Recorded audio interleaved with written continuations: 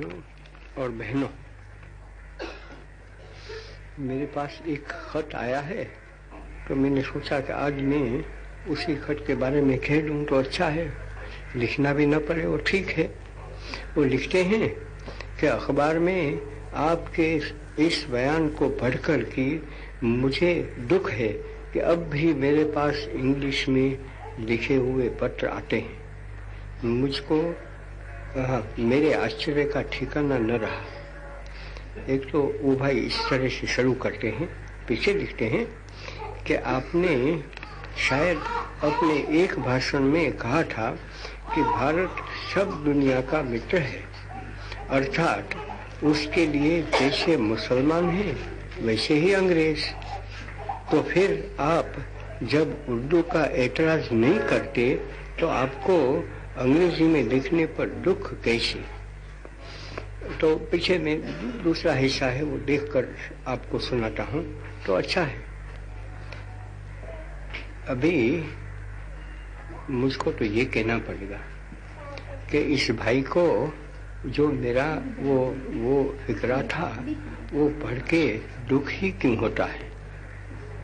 दुख जब आदमी को होता है तो बेसमझ से दुख होता है। दुख यूं किसी को होना ही नहीं चाहिए, लेकिन होता है तो पीछे वो कुछ अज्ञान के वश होता है। तो अभी जो मेरे दिल में पड़ा है वो मैं आपको बताता हूँ। तो वो तो यहाँ तक दुख हुआ कि उसको आश्चर्य हुआ कि मैं इसे कैसे कह सकता हूँ। क्यों कि उसका कहते हैं कि एक भाषण में तो ऐसा कहा था कि सारी दुनिया के हम मित्र हैं और सारी दुनिया हमारी मित्र है, ऐसा समझकर चलना चाहिए। वो तो बात सच्ची है, उसमें भाषा की बात तो आती ही नहीं है, लेकिन पीछे वो लाते हैं भाषा की बात कि तो पीछे जैसे मुसलमान है ऐसे ही अंग्रेज। ठीक बात है बिल्कुल। तब पीछे कहते हैं कि आपको उर्दू का एतराज नहीं, तो पीछे अंग्रेजी में लिखने पर ऐसा एतराज क्यों होता है वो पूछते हैं। अभी इससे ज्यादा अज्ञान क्या हो सकता है इस चीज में वो मैं नहीं समझ सकता हूँ। मुझको उर्दू का एतराज तो नहीं है, लेकिन उर्दू का तो मैं समर्थन कर रहा हूँ कि अगर हम ऐसा कहते हैं कि हिंदी और वो देवनागरी में ही लिखी हुई हो तो वो राष्ट्रभाषा बन सकती है। राष्ट्रभाषा के माने ये नहीं है कि प्रांत की जो भाषा है उसको मिटाना है, उसको तो बनाना है, उसको भव्य बनाना है। अगर भव्य उसको बनाना है तो वो राष्ट्रभाषा कौन सी हो सकती है उसका फैसला आपको करना ही है। भव्य तो सब जितनी प्रांत की भाषाएं हैं, जैसे कि समझो कि प्रांत की भाषा की हैसियत से भी उर्दू तो है, वो पंजाबी भी है, ये मराठी तो है, गुजराती है, बंगाली है, उड़िया है। वो सब जितने प्रांत हमारे पड़े हैं वो भाषावाद प्रांत, इतनी भाषाएं हैं। यूं तो हिंदुस्तान की भाषाएं बहुत पड़ी है, लेकिन ऐसा सब विद्वानों ने फैसला किया है कि 14 भाषा या तो 15 भाषा हिंदुस्तान में है जिसकी जो भव्य है, जिसमें कुछ साहित्य है, जिसको हमारे सीखना भी, हमारे लोगों को तो सब तो थोड़े 14 या 15 भाषा सीखने वाले हैं, लेकिन 15 भाषा सब प्रांत में तो नहीं चल सकती है। सब प्रांत के लिए एक दूसरों के साथ व्यवहार करने के लिए कौन सी भाषा होनी चाहिए ये प्रश्न था। तो उसमें ये मैंने कहा है। तो जब से मैं यहाँ आया हूँ भारतवर्ष में वापस, यूं तो मैं यहाँ का ही हूँ, लेकिन मैं बड़ा तो हुआ बाहर, 20 बरस काट दिया। जब बैरिस्टर होकर आया तो वो तो बच्चा था और पीछे 2 बरस यहाँ रहा और यहाँ से भागा तो दक्षिण अफ्रीका में चला गया, वहाँ 20 बरस तक रहा और पीछे आया, वहाँ की बात है। तो वापिस में आया, तब से तो यहाँ तो मेरा जाहिर जीवन शुरू हुआ, ऐसा कहो यहाँ के लिए।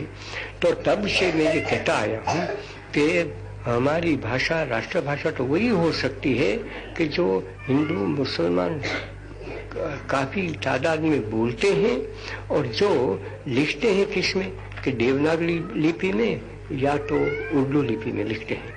तो मैंने तो आपको कहा कि मैं उर्दू लिपि का समर्थन करता हूँ, लेकिन सारी दुनिया का मित्र होते हुए मैं अंग्रेजी का समर्थन क्यों नहीं करता हूँ? वो समझने लायक बात हो जाती है। उसका सबब है कि अंग्रेजी भाषा को यहाँ जगह कहाँ है थी, क्योंकि अंग्रेज ने हम पर राज चलाया। जो राज चलाता है वो अपनी भाषा लाता ही है, और अगर परदेशी है तो परदेशी भाषा, तो अंग्रेजी परदेशी भाषा आज भी परदेशी भाषा है, उसको स्वदेशी भाषा नहीं कह सकती। और मुझको कहना पड़ेगा, और उसका मुझको दुख नहीं है, फख्र है कि उर्दू आपके हिंदुस्तान की भाषा है और हिंदुस्तान में बनी हुई है। अंग्रेजी तो हिंदुस्तान में नहीं बनी है। उर्दू कैसे यहाँ बनी? क्योंकि यहाँ वो तुर्क लोग पड़े थे, सब लोग आ गए, उन्होंने पीछे उर्दू के मानी ये है तो फौज की भाषा है। फौज में फौज में कौन थे? फौज में तो हम थे, हिंदुस्तान के लोग थे। मुसलमान थे तो वो भी हिंदुस्तान के लोग थे, हिंदू तो हिंदुस्तान के थे ही। इसी तरह से वो थे, और पीछे बाहर से भी आ गए। वो सब रहते थे तो पहले तो विदेशी ही थे ना, लेकिन पीछे वो यहाँ रह गए। जो लोग मुसलमान बादशाह, मुगल बादशाह आए तो वो तो यहाँ आकर बस गए। मुगल जो उस वक्त के थे, उसका मुल्क प्रदेश का तो मिट गया था। वो एक अजीब किस्म का इतिहास है, लेकिन था। तो वो पीछे यहाँ बन गए, यहाँ के बने। यहाँ के बहुत रिवाज भी उन लोगों ने ले लिए, उसमें से ये उर्दू जबान पैदा हुई। लेकिन उसको उर्दू जबान भी क्यों कहें? ऐसा ही कहो कि उस जमाने में तो उसको हिंदी कहते हैं कि नहीं, वो तो मुझको पता नहीं है, लेकिन वो तो तुलसीदास की भाषा कहो। वो भाषा हम सब बोलते थे, उसमें वो अरबी और फारसी शब्द आ गए। उर्दू भाषा के मानी ही इतनी है कि उसमें वो फारसी और अरबी शब्द भी आए। तो तुलसीदास की रामायण, तुलसीदास के हम सब भक्त हैं, होने ही चाहिए। तो आपको ताज्जुब भी होगी कि तुलसीदास ने कितने अरबी और फारसी शब्द ले लिए हैं। जो बाजार में बोलते थे वही शब्द तो उसको लेना था। तुलसीदास ने लिखा है आपके लिए, मेरे लिए। तुलसीदास ने थोड़ा जो संस्कृत बोलने वाले थे उसके लिए लिखा। तो जो तुलसीदास की भाषा, वो भाषा हमारी, ऐसा मैं तो समझता हूँ। तो जब ये भी शब्द उसमें पड़े हैं, तो आज हमारे पास ये फैसला करना है कि कौन सी भाषा हिंदुस्तान के लिए हो सकती है। तो मैं तो दावे से कहना चाहता हूँ, भले पीछे हिंदू उसको मारे काटे, जो कुछ भी कहना है वो करें, लेकिन हिंदुस्तान की राष्ट्रभाषा तो वही बन सकती है कि जो लिखी जाती है ये देवनागरी लिपि में, और उर्दू लिपि कहो, क्योंकि फारसी लिपि में थोड़ा सा परिवर्तन हुआ है और वो उर्दू लिपि है, तो उसमें लिखी जाती है। और क्यों? क्या आप देखें कि लाला जी, वो तो पंजाब के शेर थे ना, वो तो चले गए। मैं तो उनका मित्र था, तो उनकी मैं मजाक भी करता था कि आप हिंदी कब बोलोगे, देवनागरी में कब लिखोगे? तो उन्होंने कहा कि ये तो मेरी से नहीं होने वाली है। ये याद रखो कि वो तो आर्य समाजी थे। ये भी याद रखो कि वो अपने घर में हवन इत्यादि करवाते थे। तो मैं जब हवन होता था, मैं तो उन्हीं के घर में रहता था ना, तो वो हवन इत्यादि जो करवाते थे उसमें तो वैसे संस्कृत ही आता है। तो अजीब बात है कि वो सब होते हुए वो हिंदी वो थोड़ा भर तो लेते थे लिपि, लेकिन वो तो कहा कि मेरी मादरी जबान तो उर्दू है, उर्दू में मुझको कहो तो मैं घंटों तक बोल सकता था, बोलते थे। और उर्दू के तो वो क्या मैं आपको कहूँ, वो तो उर्दू के तो बड़े विद्वान थे और शीघ्रता से वो लिख सकते थे। या तो उनको कहो कि अंग्रेजी में तो भी वो घंटों तक बोल सकते थे, और उर्दू में कहो तो भी बोल सकेंगे, हिंदी में नहीं मानी। संस्कृत में जो है वो समझ भी नहीं सकते थे। मैं उनको बोलूँ तो मुझको चुन कर वो अरबी फारसी लफ्ज लाना पड़ता था, तब मैं लाला जी को समझा सकता था। अब मैंने उनकी बात की तो आपको मैंने सबकी बात कर दी। तब वो भाई ऐसा क्यों लिखते हैं कि उर्दू के लिए एतराज नहीं है, होना नहीं चाहिए किसी को भी। अंग्रेजी के लिए एतराज है आज भी। तो मुझको कहीं इसका ये मतलब थोड़ा है कि अंग्रेज मेरे थोड़े कम दोस्त थे और मुसलमान मेरे ज्यादा दोस्त थे या तो हिंदू ज्यादा दोस्त थे, मेरे पास ऐसा है ही नहीं। मेरी तो लड़की मानी जाए, वो मेरी लड़की इतनी में है तो यहाँ जितनी लड़कियां पढ़ी है इतनी, मैं उसमें भेद नहीं करता हूँ, ना आपको भी करना चाहिए। अगर आप मेरे साथ चलें और अगर आप तुलसीदास ने हमको क्या सिखाया वो समझ लें, हमारे धर्म में क्या सिखाया है वो तो यही सिखाता है। धर्म ये नहीं सिखाता है कि हमारे एक मित्र है या तो जो हमारे लड़के लड़कियां हैं वही हमारे लड़कियां हैं, हमारे सब लड़के जितनी लड़कियां वो हमारे सब हैं। तो पीछे कोई मर जाते हैं तो उसका दुख भी हम मानने वाले नहीं, क्योंकि समझते हैं कि करोड़ों हमारे लड़के लड़कियां पड़े हैं, उसमें सबको मरना है, एक रोज तो मरना ही होगा, तो एक आज मरता है कल मरता है। ऐसी जब बात वो आसान है, उसमें वो भाई देखते हैं कि उर्दू, उसको कहने का मतलब तो ये है कि मैं अगर अंग्रेजी नहीं करो, अंग्रेजी के लिए कुछ मुझको एतराज है तो उर्दू के लिए क्यों नहीं है, वो मुझको मनाना चाहते हैं। ऐसे हम आज पागल से बन गए हैं। ये कभी मुझको सुनाते नहीं थे।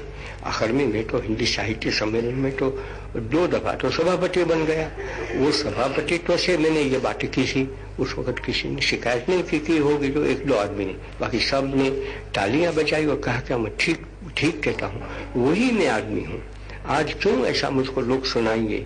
हाँ, मैं अगर उर्दू का पक्षपात करता हूँ लिपि का, ये समझो, तो ये मैं कुछ कम हिंदू बन जाता हूँ या तो कम हिंदुस्तानी बन जाता हूँ। मैं तो ये कहूँगा कि जो उसका एतराज करता है वो कम हिंदुस्तानी रहते हैं। और ऐसी चीजों से तो हमारे में जो आज झंझट पड़ी है, आज बेशादी भर गई हैं, अजमेर में एक बन गया, वो एक देखने के लायक बात है कि हम हिंदू धर्म की रक्षा करना चाहते हैं तो हम कभी यहाँ जो पड़े हुए मुसलमान हैं उनकी दुश्मनी करके कभी हिंदू धर्म की रक्षा नहीं करने वाले हैं। ये तो आप समझ लें कि मैं तो आज कल का मेहमान हूँ, चला जाऊंगा यहाँ से। पीछे आप सब याद करने वाले थे कि वो जो बूढ़ा कहता था वही सही बात थी कि अगर कोई भी आदमी, मैं तो हिंदू धर्म की बात करता हूँ, मैं तो इस्लाम धर्म की भी वही बात करूंगा कि इस्लाम भी मर जाएगा अगर इस्लाम कहे कि नहीं हम तो मुसलमान को ही पहचानने वाले हैं और बाकी है वो हमारे दुश्मन है, तो वो इस्लाम धर्म को दफन करने वाले हैं, उसमें मुझको कोई शक नहीं है। इसी तरह से मैं तो हिंदू धर्म, क्रिश्चियनिटी का भी मैं वही कहूँगा कि क्रिश्चियनिटी में वो माने कि क्राइस्ट का धर्म जो नहीं मानते हो सब दुश्मन है, सब तो पीछे वो कहें कि वो अहले किताब नहीं है। और अहले किताब तो एक बात तो ये हो ना, किताब वाले जो लोग हैं वो अहले किताब, तो जितनी दुनिया के धर्म है उसकी किताब है वो किताब मानने वाले, मानी धर्म मानने वाले हैं, वो सब अहले किताब है। तो ये कहें ख्रिस्ती या तो मुसलमान कि जो बाइबल को जानने वाले हैं, बाइबल को मानने वाले हैं, वही अहले किताब है, या तो दोनों मिलकर कहें कि जो कुरान शरीफ और बाइबल को मानते हैं वही अहले किताब है। तो मैं कहता हूँ कि वो बड़ी गलती करते हैं। जितने लोग जितने धर्म है वो सही धर्म है। हम कह सकते हैं कि जिसमें हमको भलाई सिखाते हैं, दुश्मनी सिखाते हो, तो मैं तो धर्म नहीं मानता हूँ। तो इसलिए मैं कहूँगा कि हम जो दिखे और माने उसको जानबूझकर करें। यहाँ अंग्रेजी हो नहीं सकती है आज, वो तो अंग्रेजों के जमाने में मैं तो वही बात करता था, बाकी अंग्रेजी तो मैं तो जानता हूँ, उसके लिए मेरे दिल में बड़ी कदर है। अंग्रेजी में लिख लेता हूँ, सब पढ़ते हैं, वो भी मानते हैं कि मैं कोई अंग्रेज न भाषा का दुश्मन हूँ न अंग्रेजों का, लेकिन सब चीज अपनी अपनी जगह पर रहनी चाहिए। अंग्रेज है वो हिंदुस्तान की राष्ट्रभाषा कभी बन नहीं सकती है, लेकिन वो दुनिया की भाषा है, वो व्यापार की भाषा है, ये तो मैं कबूल करूंगा। अगर हमारे दुनिया के साथ व्यवहार करना है तो मैं किस भाषा में व्यवहार करूंगा अगर अंग्रेजी से नहीं, क्योंकि अंग्रेजी व्यापक बन गई है, हिंदुस्तान में वो व्यापक नहीं है। लेकिन हम अंग्रेजी राज से तो बरी हो गए हैं, लेकिन भाषा का जो हम पर प्रभाव पड़ा, अंग्रेजी जो सभ्यता हमको नहीं चाहिए, ऐसी चीज का जो प्रभाव पड़ा है उसकी असर में से हम नहीं गए हैं, वो बड़ी दुख की बात है। वो भाई कहते हैं तो भी, क्योंकि भाई तो अच्छे ही बेचारे लिखते हैं, मुझको पैसे लिखते हैं कि आपने अपने इसी लेख में उर्दू को भारत में बनाए रखने के बारे में लिखा था कि सर तेज बहादुर सप्रू जैसे उर्दू भूल जाएंगे, ऐसा पूछा है। तो क्या मद्रास जहाँ पर साधारणतया सभी इंग्लिश जानते हैं, इंग्लिश कैसे भूल सकते हैं? अभी वो भाई वो तो, क्योंकि मुझको ऐसा लगता है कि वो मद्रास को जानता ही नहीं है। मैं तो मद्रास में काफी रहा, जानता हूँ। ये बात ठीक है कि यहाँ जितनी संख्या में लोग अंग्रेजी जानते हैं उससे ज्यादा संख्या में मद्रासी अंग्रेजी जानते हैं। लेकिन आप ये समझें कि मद्रास में तो अंग्रेजी व्यापक हो गई है तो बड़ी गलती है। वो मैं रहने वाला वहाँ आपको कहना चाहता हूँ, क्योंकि मैं तो जब मद्रास में चला गया तब महात्मा नहीं था, कोई मुझको पहचानता भी नहीं था। जब मैं ट्रेन में चला गया, ट्रेन से मद्रास स्टेशन में उतर गया तो किसी मुझको कोई लेने के लिए आ जाते हैं, उस वक्त तो कोई नहीं आया था। तो मुझको तो वहाँ का जो झटका है उसमें बैठना पड़ा। उस आदमी को मैं अंग्रेजी में नहीं समझा सकता था, लेकिन मेरी टूटी फूटी हिंदुस्तानी में उसको कह सकता था और बताया कि मुझको नाथीसन के घर पर ले जाओ, तो मुझको ले गया।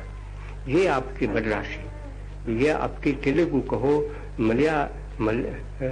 वो मलबार कहो या तो कर्नाटक कहो, वो 4 भाषा हो गई दक्षिण की। चारों जगह पर आप हिंदुस्तानी में तो कुछ भी काम चला सकते हैं, लेकिन अंग्रेजी में ऐसे नहीं चल सकता है। लेकिन क्या करूं मैं, अंग्रेजी के प्रभाव में आ गए और मद्रास में ज्यादा आ गए हैं। उनके साथ बात करो तो हिंदुस्तानी में नहीं चलेगा, तब उनके साथ अंग्रेजी में बोलना पड़ा। इसलिए ऐसा थोड़ा है कि मद्रास में क्या करोगे, या तो मद्रास में जो लोग अंग्रेजी जानते हो भूल जाए। मैं नहीं कहता हूँ कि जो अंग्रेजी जानने वाले हैं वो भूल जाएं, लेकिन मैं जरूर ये कहना चाहता हूँ कि जो मुझको लिखें तो मुझको लिखें राष्ट्रभाषा में, अर्थात हिंदुस्तानी में लिखें। मुझको लिखे आराम से तमिल में भी लिख सकते हैं, उर्दू जबान में भी लिख सकते हैं, हिंदी जबान में भी लिख सकते हैं। याद रखो कि मैंने कहा है कि वो हिंदुस्तानी वो चीज है कि जो उर्दू और हिंदी का संगम बन के बन जाती है। जैसे गंगा और जमुना का संगम वो प्रयाग में हो जाता है, तब वहाँ वो जो संगम में तो कहते हैं कि सरस्वती हम जानते नहीं है, लेकिन संगम वो सरस्वती है। तो ये जो उर्दू और हिंदी, उर्दू है उसका नाम कि जो फारसी और अरबी लफ्जों से भरी हुई है, और वहाँ तो व्याकरण भी वो ले लेते हैं। हिंदी वो है कि जो संस्कृत शब्दों से भरी हुई है, व्याकरण तो वही है, क्योंकि व्याकरण जो निकला है वो तो संस्कृत में से निकला हुआ हमारा व्याकरण है। तो व्याकरण तो दोनों का एक होना चाहिए, वो हिंदुस्तानी है। और हिंदुस्तानी में संस्कृत शब्द भी रहने वाले हैं, उसमें अरबी शब्द भी रहने वाले हैं, फारसी भी है, अरे अंग्रेजी भी शब्द है। आज हम कोर्ट को कोर्ट ही कहने वाले हैं, अगर कोर्ट तो अंग्रेजी शब्द है, उसको पीछे कहो कचेरी, तो कचेरी भी कोई ऐसा बाहर का शब्द है, हमारा नहीं है। लेकिन कोर्ट है, बाइसिकल है, रेलगाड़ी है, रेल को हम क्या कहेंगे अभी। इस तरह से काफी अंग्रेजी शब्द हमारी भाषा में दाखिल हो गए हैं, उसकी मुझको घृणा नहीं है। लेकिन कोई भी आदमी, ये भाई है, वो मुझको अंग्रेजी में लिखे तो मैं फेंक दूंगा उसका खट को, कि वो ऐसा खासा हिंदुस्तानी में लिख सकते हैं, मुझको क्यों अंग्रेजी में लिखे। वो मेरी बात है, मेरा लड़का मुझको अंग्रेजी में लिखे, क्योंकि अंग्रेजी वो जानता है, तो मैं उसका खट को फेंक लूंगा। और मैं उसको अगर अंग्रेजी में लिखूं तो उसको फेंकने का अधिकार है। लेकिन अंग्रेज मुझको लिखते हैं अंग्रेजी में, मैं वो बेचारा क्या करेगा। मैं उनके पास से आशा नहीं रखूंगा कि वो हिंदुस्तान में लिखे। ऐसी सरल चीज है वो भाई नहीं समझ सके। क्यों कि आज हम हमारा धर्म को भूल गए हैं, हमारा कर्म को भूल गए हैं। इसलिए आज हमारे में बस ऐसी विकृति पैदा हो गई है। उससे, उस बला से ईश्वर हमको बचा ले।